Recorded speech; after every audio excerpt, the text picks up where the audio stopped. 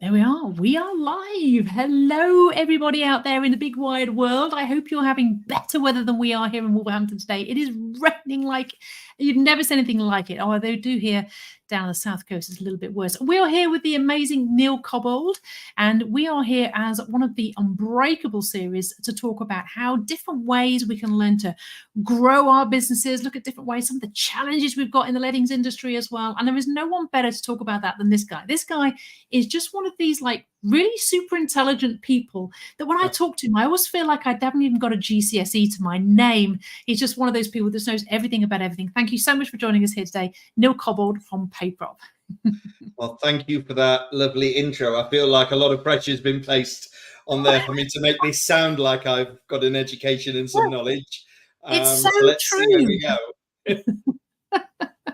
Yeah, I can just, the amount of times we've been either in an exhibition hall or we've been at a dinner or whatever, and I talk about a topic and my limited knowledge, and then like 20 minutes later you're still talking about this and that and the other, and I'm just thinking, God, I know nothing. You can't shut me up, Sally. That's normally what it is. But yeah, I do. I love this industry. I've been in it like you for probably far too long to mention. But I am just fascinated by all the facets of it, good and bad, and the things that we feel are being done to our industry, the things that we are encouraging along. I just think it is so interesting. So I am a nerd, and I own it. I read parliamentary literature. I love legislative documents. Outside of a lawyer and speaking to some of the lawyers I know, they tell me I'm a weird person, that nobody reads that, even the lawyers. But it's just, I think there is so much good things about our industry, and there is so much more where we can go. I just find it exciting, even now, 30 odd years on. I know it is absolutely fascinating, and you're right. 30 years in, and it's getting more interesting. I think actually, if you go back 30 years ago, there was not a lot going on really.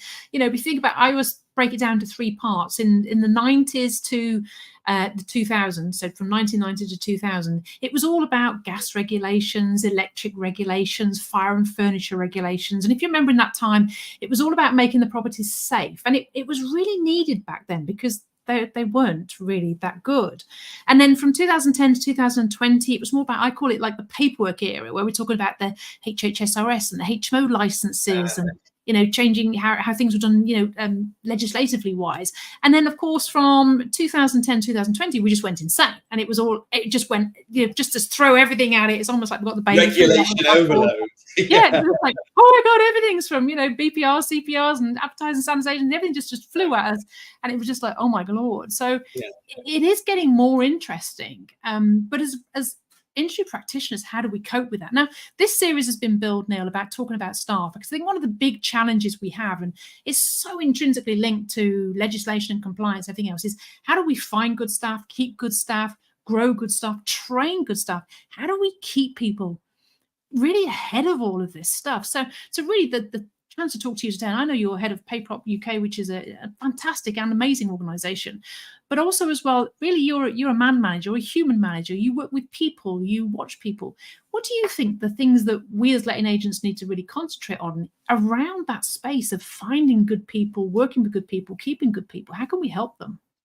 Well, it's not just, I think, about finding new people. It's about, once you've got them, how do you create a culture of development where they want to stay, they want to be in that journey, they want to stay as interested in property.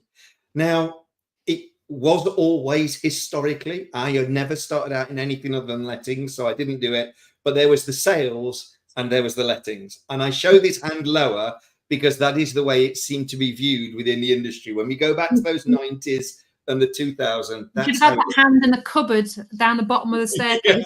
Yeah, they're in the basement. There's no windows down there. We shut them out, no light, but they're fine. And that kind of, for a period of time, was what was to contend with. I don't think that's the way that we are at the moment. But I don't feel that, whereas sales was around skilling people up and getting them there, and it was money motivation, that is not a lettings individual. A lettings individual is motivated by relationships, people, and their ongoing development, to feel that they can do more and give more.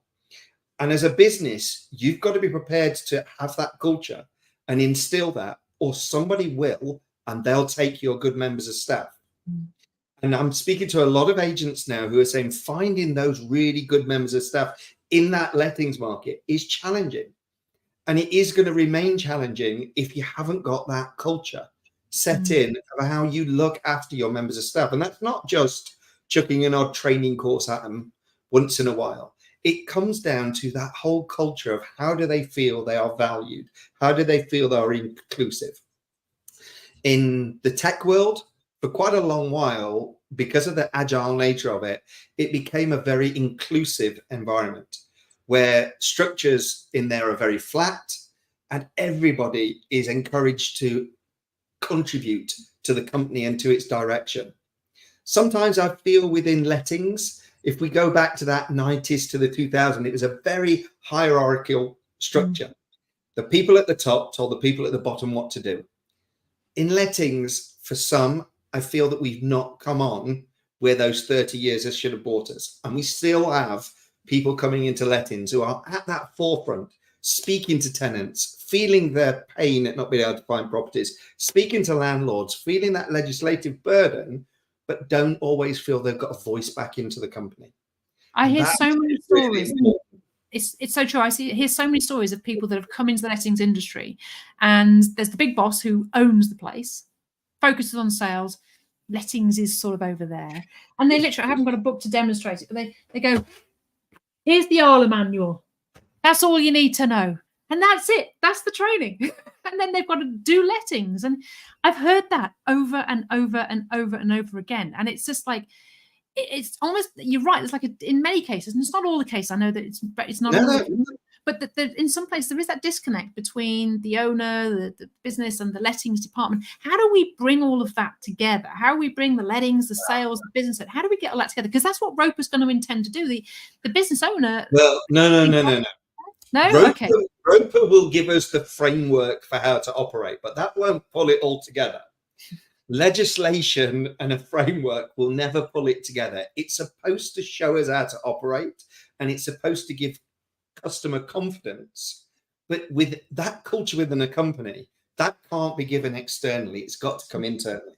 And the biggest thing is you've got to keep motivating your staff. And if your staff feel that the ideas that they've got, the things that they're influencing in the coalface aren't able to be fed back into the business, they will start to lose that motivation. And when you're getting them motivated about the business, it's about getting them excited. And I know this is going to seem like a plug, but it's not. We've just had this conversation. But that's one of the things I like about the Agent May Make a Live event, because getting in that room, it's about getting people excited about where the business can go again, on what they can do within the business and how they take it, not just for the next level for growth. Let's have it. The big business guy at the top, bottom line, that's where he's talking. But we're talking about how do we take it next level for tenant engagement? How do we take it to the next level for how our landlords view their relationship within that agency, in how we streamline things, how we get rid of processes, how we get your staff not doing menial tasks, but the things where they can actually make a difference and make a change within the business, giving them more time to do that. And that is how you make your staff feel valued. And it's really interesting at the moment that you say that, because right now with the state of the sales market, we're hearing from a lot of people in sales, it's getting tough. As of course, the sales are dropping, as completions are dropping, the sales just aren't there. I've heard of people having to let go of sales staff, or they're trying to redistribute sales staff. There's a lot of really big, tough decisions going on in the estate agency world at the moment. But one line I've heard a lot is lettings is holding us up. Correct. And I actually think right now it's the time for business owners, staff, whoever, to say, right, let's focus on lettings. Let's optimize lettings. Let's grow lettings. Let's work the team in there. Let's build the team in there, because this is going to carry us over the next however long it is, whether it's 12 months, 18 months. I don't know. I haven't got a crystal ball, but it is the time to motivate, lead, guide, train, focus, and develop it right now, I would say. Would you agree with that statement? No, 100%. I've just come back. We've just had our series of road shows out in South Africa. And the big talk there is, for a lot of ways, they're ahead of us, their regulation and where they are. But actually, for their tenure, they're about a third of the size of the rental market against our rental market as they are in South Africa. So they're still starting that journey. They've still got some things which we pine after. They can charge tenants, and they've got other things in there. But they're going on this journey where I was starting to talk to people 5, 7, 8 years ago that actually your rental book, your minimum criteria should be get your rental book to cover all of your monthly costs. Have your recurring income covering all of your costs per month. And then when you've got that income, that's where you take your software. And then your sales will always have a fluctuation. And I know it's going to be bad, but a lot of people are talking that it's not a high interest environment. It's back where it should have been. We were in an excessively a low environment for such a long period of time. Yeah. And I'm going to say a sentence which salespeople will not like, but I say the same about some rental. We were in a perfect storm for such a period of time where demand was so high, stock was so low, the environment for us, actually our spending and how much we had outgoing was being driven lower, that actually we were able to, as an industry, be a little bit lazy and still do well. And we will put properties out. I'll go and do a valuation. And the biggest thing a landlord needs to hear is that it'll be on Rightmove by tomorrow morning. And when I get a lettings person, that I'll have you somebody, because they'll get it on there and I'll have applicants flooding in within 24 hours. We're not transactional. That's what me as a tech company should be saying. As a letting agent, it should be, I've got people sat waiting. I know people who want this type of property in this area. I know how this type of property needs to be sold because I have done this to people who want to make a home here. And I go back to pre-tech, and I know it's bad me being a tech company, but originally when I started, I had ledger books that lived with me and went everywhere, and I knew the business inside and out.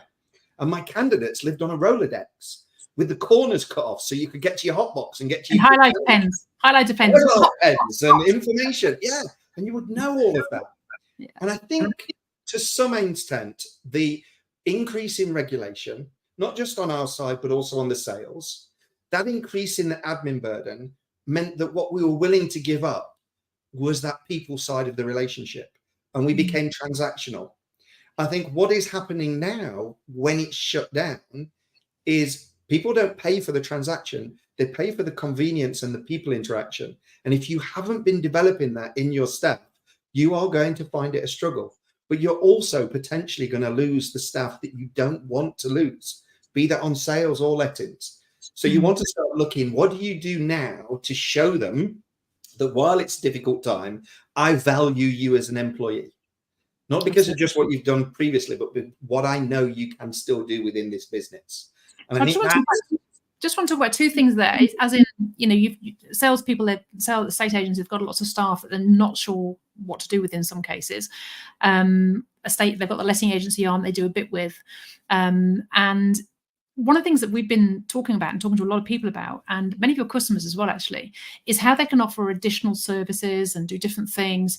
And we've had so many people that have actually transferred their sales staff to come and be salespeople on different types of services. For example, helping landlords that want to retire and want to sell, portfolio restructures, landlords that got themselves in the mire, helping people buy properties. Surprisingly, there's a lot of people want to buy. And if you've got people who want to sell, just put the two together. And estate agents make great people to do that sort of thing because they're great at that. And there was one of your customers, and because he showed me the chart off your software, it's really cool. It's got like your revenue here, and then it had got your portfolio revenue there. And I thought it's such a cool chart. And it had doubled in 1 month from making some changes. Just 1 month, it'd gone from 20k a month to 30k a month just by making these changes. Now, for someone that's going, how can I pay the wages? How can I pay the VAT or whatever? Just making a change like that can make a massive difference. So that's talking about making more transactions of different things, because people might not want sales at the moment, but there might be people want to buy, there might be people want to retire, there might be refurbishment you need. There's so many different things you can do, isn't there? Look, I get my stats off of Chris Watkin that we all know and love within the industry, but he sends them me all the time. Sales are down, completions are down. Let's not get it, but it's about 20% in the marketplace.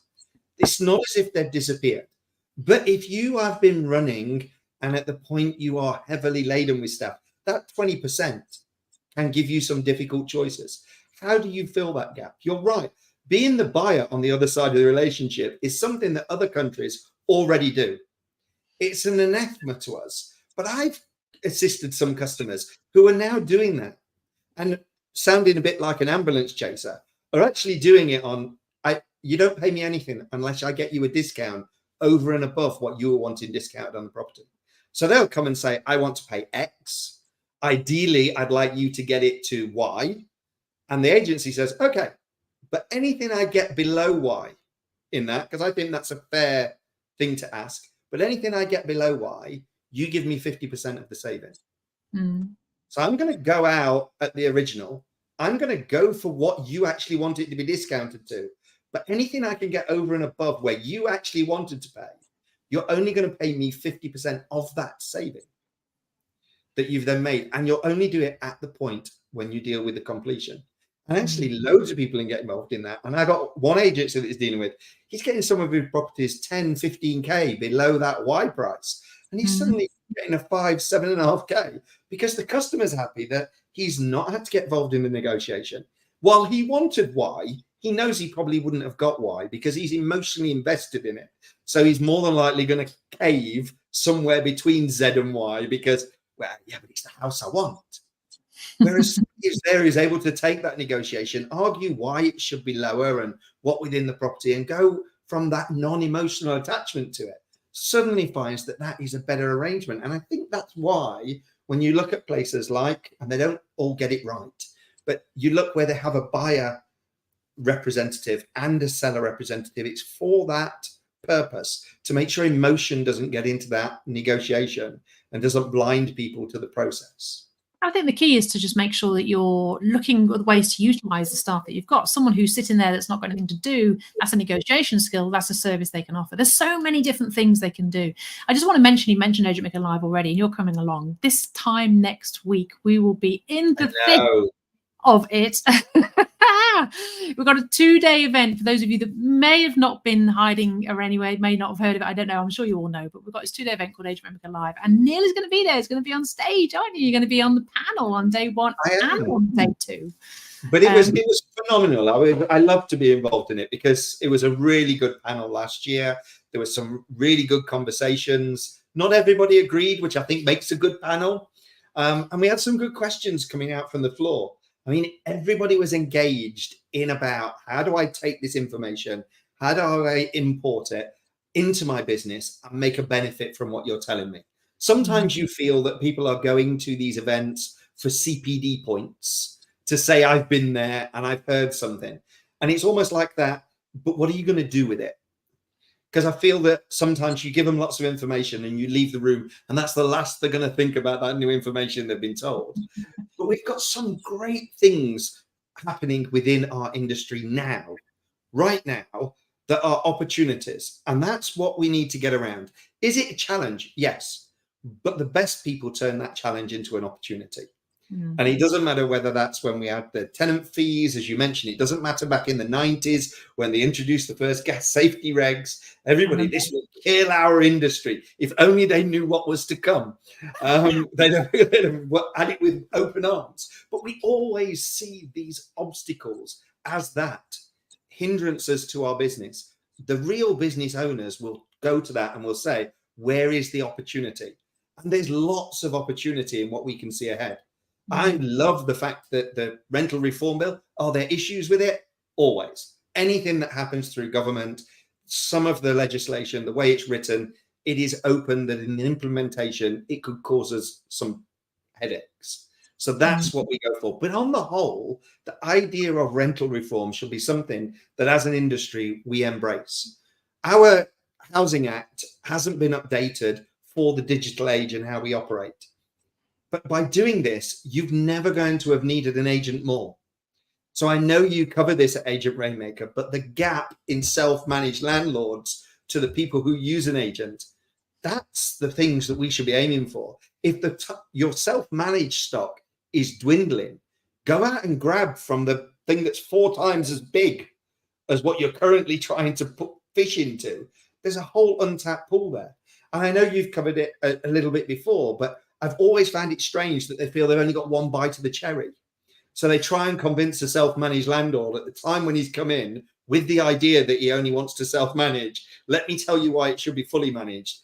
The guy says no, because let's be honest. Think about when we go shopping for anything else. If I go for shopping for a white shirt, somebody comes in and says, oh, you need this jacket as well. I've only gone in for a white shirt. I'm coming out with a white shirt. You're not selling me another jacket. However, if I'm wearing that white shirt and somebody, oh, that'd be really good with a jacket. Now I may go and have a look at a jacket. And that's where we need to think of it with our self-managed. It's not just at the point when they come and ask for evaluation or the marketing. All the while you've got that relationship, you should be dropping in the ways that you can upsell, the way that you can get it. And not, why does it have to only be that your option is that I'm self-managed or I'm fully managed? Look at what services you could offer.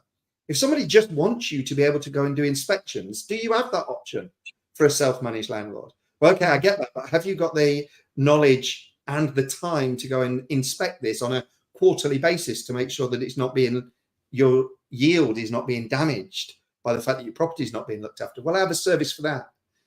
Oh, well, yeah. And now he takes that service. Now the upsell to fully managed is a smaller step. There's all these ways that you can be really clever. And I think that's what I take from when I speak to people who are part of the Agent Rainmaker group.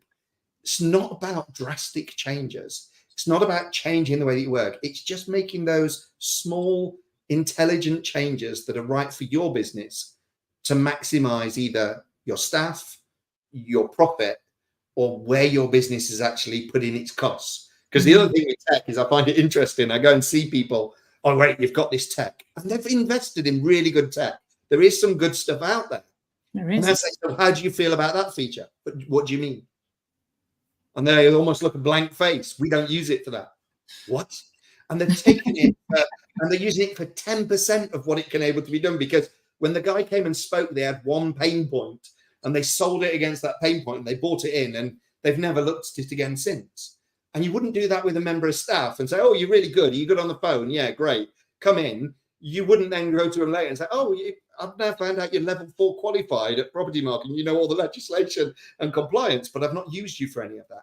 You would find out about that individual and what they can do for the business. I think with tech, sometimes we're guilty of not doing the same, looking at everything you can do and making sure you squeeze every last drop because you're already paying for it. Like you're already paying for a member of staff. You may as well make sure you maximize the benefits because it's not costing you anymore. But it's the same with clients. Your clients, not your clients, but letting agency clients, they will be buying different things from a multitude of different people. They might as well buy it from you if you offered it. But most letting agents only offer lettings and management. They don't offer a whole periphery of different services. And you know, we like we said, there's like over 16 different services you can offer to your landlord clients that they can buy from you at many different places. Remember, there's 3 different ways to make more money. Number 1, sell more. Number 2, charge more. And number 3, offer more. So you just got to offer more different products. And most of it's stuff you're doing already, but in most cases they're doing it for free. And I think it's just crazy how much. Don't get me started on that one. The amount of charitable work that goes on without being declared as such. Usually in the management department. Yeah. Yeah, we've got lettings people who are a whole third arm of the whole social care development for tenants. That you go and sit there and it's like, well, why are you getting involved in that? Oh, well, yeah, because the tenant's a friend. Okay. You knew him beforehand? No. Okay, so you've got involved in a business relationship and now you can't charge them something because they're friends. Yeah. Yeah. We find that whenever anybody we start working with, we do like a time analysis thing on the tenancy management team, and 50% of their work, usually when they've never gone for any training like this, optimization training, 50% is unnecessary. 50%. It's quite a shocking number. And it's always that department that's saying, we need more staff, we're too busy, we need more staff, we're too busy, we need more staff, we're too busy. But hold on, 50% of the stuff you're doing is, you know, checking who owns the tree next door and you know, taking rubbish away from the last tenant and buying more light bulbs because the landlord doesn't want to pay or do it himself. These are all things that you're not really contracted to do. And I ended up having a chat with a couple that owned agencies at a recent event. And if they're listening, they'll probably end up hearing this and they'll recognize it as their story. But they were kind of challenging me that how do they charge for everything that they do? Because they're finding themselves doing things that they don't think are chargeable. And I said, well, give me an example. And they were, well, I went to this landlord who was given to me on a recommendation, but when I went to him, he wasn't prepared to do a fully managed service because he wanted to handle it himself. But he is keeping his key at my office, and he is sending contractors round to get access to that key, or he does want me to go to the property to meet the contractor to hand over the key that I've got that I'm keeping within it. And he's now got another one which has already been let on a let only. So I'm not even dealing with the let, but he'd like me to hold that key as well along with it. I'm like, but you are providing a convenience. That is what they pay for. Forget these terms, fully managed or let only, or I know the thing with the industry, let them forget, but you never get to forget. It's not that. What they are doing is they are paying for a convenience fee for your expertise and services in dealing with that property. If you are providing a convenient service, somewhere it needs to be paid for. And if that's not part of managing the property, then yes, you can still offer that because it's convenient, but the guy needs to charge. A lot of people have heard, one of my friends is a lawyer. I will not meet him at his offices because he will bill me for it. Because for that, billable hours in the office. So I take them away. We need to get more of that mentality. I'm not saying don't help that landlord, but if you are providing a convenience, that convenience and time and what you are doing needs to be paid for. Absolutely. Well, Agent Remaker Live for 2 days, we will be sharing over a dozen ways you can add additional revenue to your letting agency, how you can squeeze the juice, optimize additional revenue, start charging for things, stop doing stuff for free, build a lead gen system, optimize with tech and get the best line of tech on your agency, because one of the key ways to save it, 2 ways to make profit, 1 is make it and 2 is save it. And the best way to save it is to get some awesome tech in there. I know with so many services like PayProp and different things like that, you can save hours and hours and hours of time, which means that's time you can spend doing what? Making more money, doing more services, selling more things, helping more people, whatever it is you want to do. It's so important to look at both ends, not only increasing revenue, but also saving time as well, isn't it, Neil? It is. And that saving of time, that is often the hardest to quantify, because what they've got to know is what I'm going to do with that time once I get it. And that, I think that's the big thing. That's why they don't do it. They don't know what's on the other side. Because I find when people find out the other side what they're missing out on, they drop it like a ton of bricks. It's interesting. And certain people know what they're going to do with that time. And we talk about growth. Growth is different things. I've got some people who have taken our system to give back more time into the business, and growth for them is more time with their family.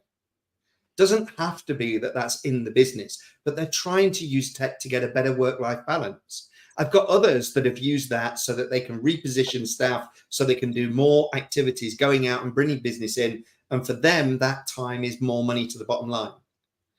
But I have also had people who had great aspirations that we've given them this time back. And when I go back to them, it's like, well, what have you done with that time? And it seems to have been sucked up by a black hole. They're almost like, I don't know. I used to spend all of this time doing payments and I don't do that anymore. But I still have all this time on other stuff. And I'm trying to, there's no moratorium on the length of time between making your next good decision.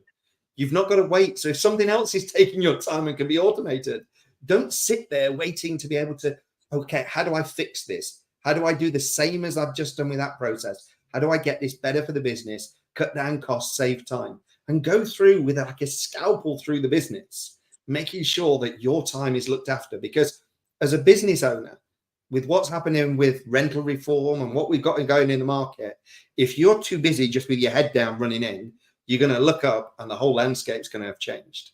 It is. And it always comes back to time versus money. And I know this from talking to literally thousands of letting agents. What they tend to do is like, oh, I can't afford that. I insert that bit of tech, that member of staff, whatever it might be, because, you know, it's an extra £1,000 a month or whatever. And you go, well, hold on a second. How much time is this taking you to do? And I go, oh, I'm spending at least, 10 hours a week, 10 hours a week. I go, all right, 10 hours a week. It's going to save you £1,000 a month. This 10 hours a week. What could you do with those 10 hours, and how much money could you make with those 10 hours? And I don't know. I says, well, okay, well, what about, creating a new advertising campaign? What about creating a new service? What about hitting the phones and prospecting? What about negotiating to buy the neighboring letting agency? What about looking to do additional product like sales or acquisitions or refurbishments or buyer introductions or any of those different things?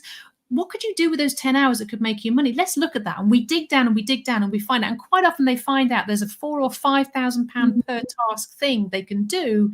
They're just not doing because they're just focusing on doing this thing. Once they realize they can make 5, 10, 15, £20,000 over here, all of a sudden they go, my God, that's cheap.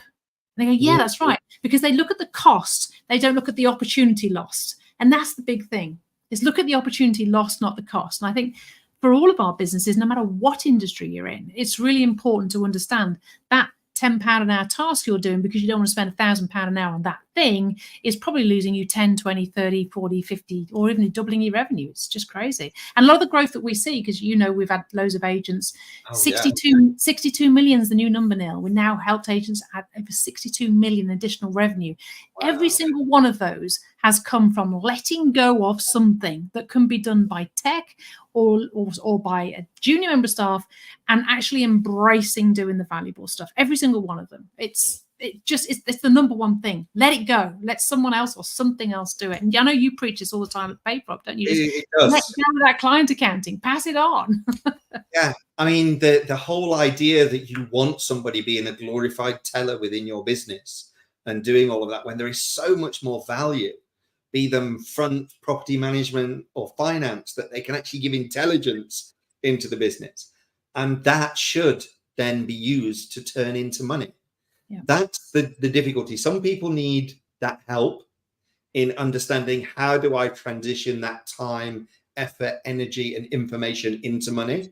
And I think that's where, things like Agent Rainmaker come into somebody who can give me proper ways of maximizing that time. And I think some of it, and we've talked about this before, I think some of the modern ways that is needed for an agent to do, they're scary. They're the unknown. They're not in their comfort zone and their wheelhouse. For lettings, they've got to get front and forward. And they're not always that type of people because of where they are. They sometimes like to be a little bit behind, but I'm here, I'm doing all the stuff, I'm doing all the relationship, and suddenly making me front and center. It's not my forte, and they need some assistance to see how that actually gets the business and how it actually drives forward. And then I think when you've mentioned there, campaigns, email campaigns, it's a minefield. And you hear about so many people that do it and fail, that sometimes that stops them with that inaction, because they don't know where to go and do this properly. And that's where they need somebody to help them and say, look, as you say, we've done this and it's driven 62 million worth of growth. It's a proven model. Yeah. Go in, do it. And so that's what they need to push them. If you're listening to this and you haven't come to Agent Maker Live yet, we've got 17 tickets left, Neil. That's how many we've got left. 17. Wow. All right. Maybe a couple have gone in the last half hour, but we've got 17-ish tickets left at the moment. And it's 2 days of that. Yeah, it's just 2 days of that. Just completely how to grow your business, different ways to add revenue, different ways to add profit. Come along. If another 24, 40 hours, it probably won't be able to. The tickets will probably be gone. But yeah, the best thing about it is, if you are going there, it's great content in the room, and it's always good in the room. Speak to the other people. The wealth of knowledge on how they've implemented it, done, and how it's added. They've also got all of those learnings, real world on the floor, as to what it did for them and changed. And you speak to the people about what they've done, what they've implemented, and what worked. And the amount of light bulb moments I see, even people who have been with Agent Rainmaker and have probably done 2, 3, 4 of your initiatives, but have been holding back on some of the others. They speak to somebody who's done that other initiative and what it's done for their business. And they come away with, right, I've got to do that. That's got to be the next thing I do in my business. Gives them the confidence, doesn't it, Neil, to do it? Yeah, I think that's what it's about. Because someone can say, oh, just go and change that. And you go, no, that won't work in my area. But then you speak to 1, 2, 3, 4, 5, 6, 7, 8, 9, 10, 11, 12 people done it. You think, oh, maybe it will. I mean, I always found it strange that there were the idea that we only ever had one fee. I always found that bizarre. The agencies I've been involved with and going, we had levels that somebody come in. Yeah, and admittedly, the top fee in the agency we did, it was 18% plus VAT, 21.6%. And it's like, oh, yeah. Nobody came in on that on a valuation, or very rarely, if they've already got a property on it with us, maybe. But the idea was you upsold them. And when they came in, or they were having those problematic, and that property was going to take you longer, or things that need to be done, you had somewhere to discuss and go with this customer. And even if you did it and discounted it for the first month and bought them on for it, there were ways. Whereas a lot of people, it's like, what is your option? Well, you're either 1 month's rent, or I'm 10% service fee for life, and you get me on the hook, and I'm signing in blood, and I'm all things to all people. I mean, if you think about it, it's not fair, is it? You think a HMO is really complex to manage. Overseas landlords, really complex to manage. Housing benefit tenants, really complex to manage. These sort of things shouldn't be charged at the same. You know, if you're a landlord with 10 HMOs, what most letting agents do is discount the fee. Hold on a second, they want you to manage all the communal areas, all the inspections, all the lighting checks. They want you to maybe even have your name on the license, you know, and it's just like you're doing that for less than it is to manage a 1-bed flat. That's just crazy. Yeah. So I also had that typically it was a landlord came with 10 properties, meant he automatically got a discount. Yeah. I'm like, hold on it, but why? Often they want more. They want you to amalgamate funds, move funds between properties, give them yield reports, tell them how properties are operating on a whole basis. My single guy doesn't ask for that. And also, they won't use your contractors. They won't use your other services. It's just, it's really, yeah. Yeah, we could sit and break down that within industry for a long while. Well, come and chat to us at Agent Maker Live. We'll Anyway, Neil, it's been absolutely amazing to have you on here, and thank you. PayProp is an amazing company. They're great partners of ours. You're going to be silver sponsors at Agent Maker Lives. You're going to be there giving away loads of funky things. You're going to be on stage. It's going to be amazing. It's events time, so I know you guys have got loads of events to go to as well, not just ours. So I think everyone's just in this spin of events at this time of year. It's really crazy. But thank you so much for taking the time out and being here today. It's been really cool to speak to you. It's really good fun. And that's what I would use about Agent Rainmaker. It's important stuff. It's serious business, but it's fun. Let's get energized. Back to what we were saying about staff, also for business owners. Get yourself remotivated about your business. Get in love with property again. It's never been a better time to love what we do. And that's what Agent Rainmaker does really well. So I love this event because it gets me motivated. Someone has to motivate the motivator, and that business owner is you. And so as a business owner, you have to get top too, I think. And this is what we do. All right, guys, thank you so much for joining us here. Thank you, Neil. Thank you very much. Thank you, everyone, for tuning in. And if you watch it on the replay, thank you to you too. And we'll see you in a couple of weeks. If not, then we'll see you online. Thank you. Bye. Thanks.